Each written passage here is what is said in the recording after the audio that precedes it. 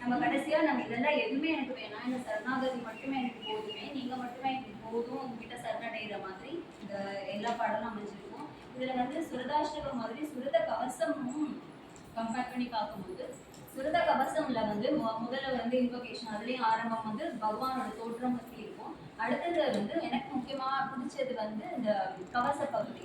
கவச பகுதியில சுரத கவசம்ல ஒவ்வொரு பாகத்தை பற்றியும் தலையிலிருந்து உச்சி தலையிலிருந்து 2 புருவ மத்தி, அடுத்தது மூக்கு, நாசி, காது, வாய், தொண்டைக்குடி, மார்பு, 2 கைகள், அப்புறம் விரல்கள், மார்பு, தொடை, முழங்கால், பாதம் வரைக்கும் ஒவ்வொரு பாகத்தை நினைச்சு பாடும்போது அதுல வந்து ஏதோ ஒரு ரீசன் இருக்கு. அது என்ன, இப்போ இதேதான் கந்தசஷ்டி கவசமோட பாடல் ஸ்டைலே தான் அதுவும் வந்து பாடலும் அமைஞ்சிருக்கு.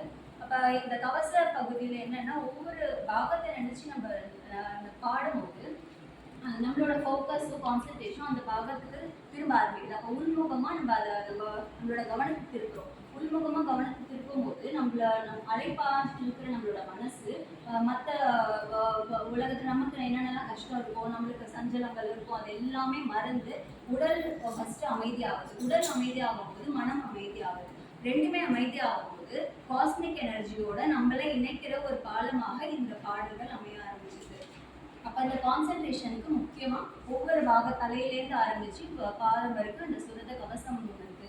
இதையும் சுரதாஷ்டகமையும் நான் கம்பேர் பண்ணி படிச்சதுல எனக்கு வந்து பிடிச்சது வந்து இப்போ பிசிக்ஸ்ல யோகிக் சயின்ஸ்ல யோகநித்ராவோட கம்பேர் பண்ணி பார்க்கும்போது யோகநித்ராவிலையும் இது மாதிரி தான் விழிப்பு நிலையில எப்படி நம்ம உடலை வந்து அமைதியாகணும், மனசு எப்படி அமைதிப்படுத்தணுங்கிறது யோகநித்ரா.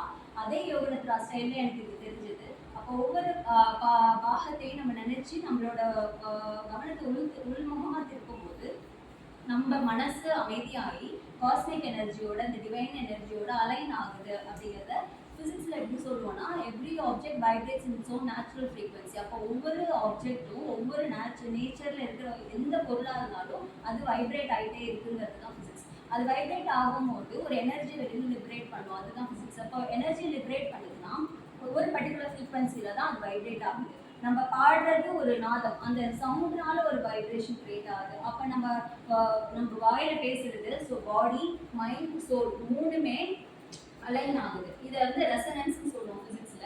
இப்போ நம்ம பாடியோட ஃப்ரீக்வன்சியும் காஸ்மிக் எனர்ஜியோட ஃப்ரீக்வன்சி எப்போ அலைன் ஆகுதோ நம்ம பாடி வந்து தியானத்துக்கு தயாராக ஆரம்பிக்குது. தியானத்துக்கு தயாராகிடுச்சுன்னா நம்மளோட உலகத்துல நம்மளுக்கு என்ன தேவையோ அது எல்லாத்தையும் மறந்து நம்ம கடவுள்கிட்ட ஈஸியாக அடையிற ஒரு படியாயிரும். அப்போ வந்து இதை நம்ம ஒரு தியானமாக தான் எடுத்து என்ன படிக்கணுங்கிறது என்னோட இது. அப்போ காலை மாலை எப்பயுமே படிக்கணும்னு சொல்லிட்டு கந்தசஷ்டி கவசம் சொல்கிறோமோ அதே மாதிரி சுரதாஷ்டமும் சுரத கவசம் எல்லாமே டெய்லி காலை மாலை படித்தா நிஜமாவே நம்ம பகவான் அடையிறதுக்கு ஒரு சாதாரண வழியாக இருக்கும்.